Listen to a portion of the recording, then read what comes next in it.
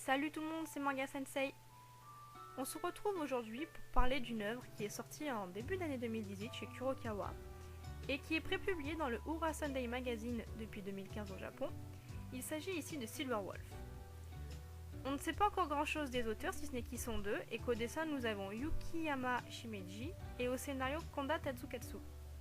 Cependant, je peux rajouter que l'auteur de Fullmetal Alchemist, Hiromu Arakawa, recommande fortement l'œuvre. De prime abord, on va croire que l'on aura affaire à une énième œuvre sur les vampires, sur les monstres, tout ça, mais pas du tout. Déjà ici, nous nous trouvons dans un pays imaginaire qui s'appelle Sansarod, à une époque indéfinie, et où les humains vivent en paix depuis qu'ils ont éradiqué les vampires il y a 10 ans de cela. Mais un jour, une nouvelle série de crimes fait son apparition. Des corps sont retrouvés complètement désossés, ne restant que leur peau et leurs entrailles. Un tout nouveau type de monstre a fait son apparition.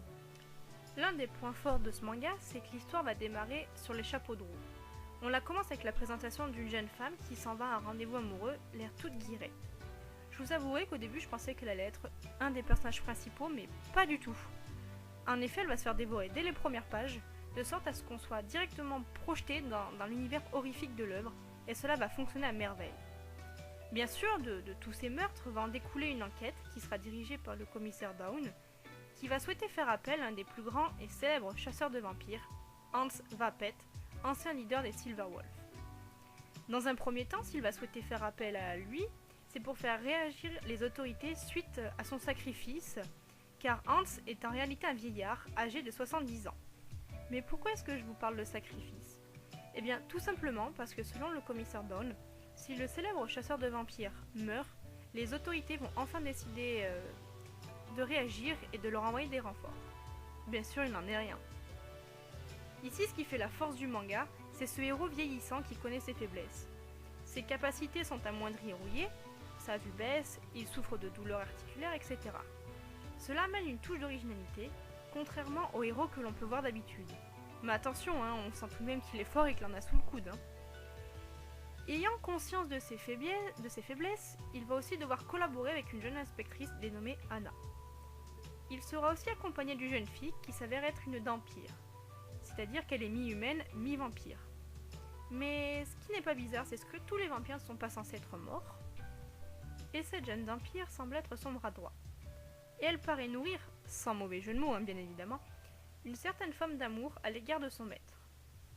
Pour en revenir à l'histoire, Hans va rapidement se voir confronté au monstre, qui se montre bien plus dangereux que prévu.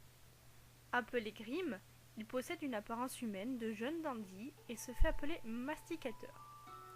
Il est capable de faire apparaître des monstres avec de grandes mâchoires qui mangent les os de leurs victimes. Un nom simple mais efficace au vu de son don. Son comportement et ses pouvoirs sont très intéressants à observer. Il n'a pas l'air de craindre Hans du tout, bien au contraire, il semble même avoir un plan pour lui et connaître bien des choses de son passé. On dirait même qu'il a certaines attentes envers lui. Mais lesquelles ? À ce jour, on ne le sait pas encore, même si ça commence à se dessiner. Graphiquement, Konda nous livre un premier travail très réussi. La ville portuaire de Sansarod est vraiment très jolie, avec des aspects de Londres il y a bien des années. Très à la mode d'ailleurs ces derniers temps, l'aspect de Londres dans les mangas. En effet, on peut le remarquer à travers ses plans d'ensemble, ses grandes tours, les ruelles qui sont pavées, ou même à travers le design des vêtements des habitants. Le design du masticateur est aussi génial. Sans trop nous en dévoiler, il reste simple dans la forme, avec des grandes mâchoires qui nous font peur, et on n'a pas du tout envie de se faire attraper, de se faire gober, ça je peux vous le dire. La mise en scène se veut dynamique et vivante, on va passer des scènes angoissantes à des scènes d'action. Au niveau des scènes un peu sensibles, elles ne seront pas trop sanglantes, ce qui est appréciable. Ici, le duo appuie surtout sur le côté monstrueux de la mise à mort. Plutôt que de voir la victime se faire décapiter, on va voir le cheminement jusqu'à sa condamnation. Et c'est très intéressant. Au niveau des personnages, pour le moment on n'en aura pas énormément, mais certains vont commencer à apparaître à la fin du premier volume même, et un peu au niveau du deuxième. On languit de les voir entrer en action. De plus, le duo n'hésitera pas à en faire tuer quelques-uns, ce qui est vraiment bien. Contrairement aux œuvres où les héros vont toujours survivre, ou alors où elles vont trouver un moyen de les faire revenir à la vie, ici ils meurent et c'est tout. De prime abord, on pourrait penser que l'histoire va aborder le sujet des vampires, mais pas du tout. On aura a priori quelques personnages surnaturels, peut-être vampires ou non, ça ne nous en dit pas plus, et je m'arrête là. Ce qui fait aussi le charme du manga, c'est que les auteurs jouent sur la problématique du temps qui passe et sur ses effets sur le corps de notre héros.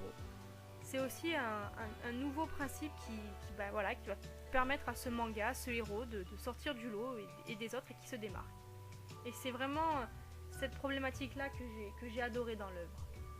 Pour terminer, je rajouterai qu'à ce jour, malgré les 2 tomes qui sont sortis, j'espère que l'histoire va un peu s'accélérer car à la fin du 2e, je commence un peu à rester sur ma faim.